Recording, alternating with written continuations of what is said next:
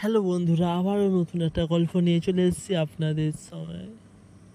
আপনারা যে এই মূল্যবান সময় দিয়েছেন সেটাই অনেক। আপনাদের খুব খুশি করার জন্য একটা নতুন গল্প নিয়ে চলে এসেছি। গল্পটা পুরোটাই ওয়াচ করবেন, গল্পটা আপনাদের শুনতে মজাই লাগবে। আজ তোকে যে গল্পটা শোনাবো সেটা একটা পরীর গল্প। সবাই শুনবেন কিন্তু।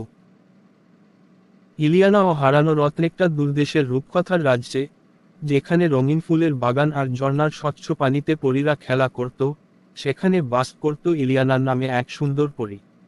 ইলিয়ানা খুব সাহসী ও মেধাবী ছিল। সে সব সময় রাজ্যের সবার সাহায্যে থাকত। একদিন রাজ্যের রাজা ঘোষণা করলেন যে রাজ্যের মহামূল্যবান রত্নটি হারিয়ে গেছে। সেই রত্নের সাহায্যে রাজ্যের সমস্ত জাদু কাজ করত। রত্নটি না থাকলে রাজ্যের সব জাদু ক্রমশ ফিকে হয়ে যাবে। রাজা ইলিয়ানাকে বললেন, ইলিয়ানা, তুমি আমাদের সবচেয়ে সাহসী ও বুদ্ধিমান পরী। তোমার সাহায্য ছাড়া আমরা এই রত্ন খুঁজে পেতে পারবো না। ইলিয়ানা রাজ্যের প্রত্যেকটি কোণা অনুসন্ধান শুরু করল। একদিন একটি প্রাচীন বৃক্ষের নিচে খুঁজতে গিয়ে সে একটি রহস্যময় মানচিত্র পেল। মানচিত্রে এক অজানা গুহার দিক নির্দেশনা ছিল। ইলিয়ানা নির্ভীকভাবে সেই গুহার পথে পা বাড়াল। গুহার ভিতরে ঢুকে সে দেখল বিভিন্ন ফাঁদ ও রহস্যে পূর্ণ। কিন্তু ইলিয়ানা তার বুদ্ধি ও সাহস দিয়ে সব ফাঁদ পেরিয়ে গেল। শেষমেশ সে গুহার গভীরে পৌঁছে গেল, যেখানে রত্নটি একটি বিশাল ড্রাগনের পাহারায় ছিল।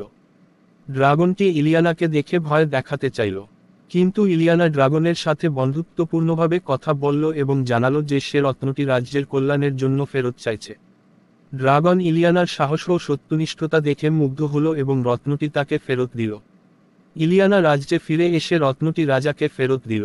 রাজা ও রাজ্যের সবাই ইলিয়ানাকে ধন্যবাদ দিল এবং তার সাহসিকতা ও বুদ্ধিমত্তার প্রশংসা করল। এভাবে ইলিয়ানা তার সাহস ও মেধার দ্বারা রাজ্যকে রক্ষা করল এবং সবাইকে আনন্দে পূর্ণ করল। তো কেমন লাগলো এই ছোট্ট একটা গল্পটা? এই ছোট্ট গল্পে আপনাদের যদি ভালো লেগে থাকে তাহলে একটা লাইক করে দেবেন। আপনাদের লাইকের আমি দেখি যে আপনারা লাইক করেন না। আপনারা লাইক করলেই আমি বুঝতে পারবো যে আপনাদের ভালো লেগেছে গল্পটা। তো আপনারা লাইক করছেন না কেন? তো লাইকটা একটু করে দেবেন। আমাদের খুব কষ্ট লাগে গল্পগুলো বানাতে, তো আপনারা একটা লাইক করে দিবেন। গল্পটা এতক্ষণ দেখার জন্য ধন্যবাদ। আশা করছি আপনাদের ভালো লেগেছে। আমরা এখন বিদায় নিচ্ছি। আবার নতুন একটা গল্পে আমরা হাজির হয়ে যাব। ততক্ষণ বাই বাই, টাটা। ভালো থাকবেন, সুস্থ থাকবেন সবাই।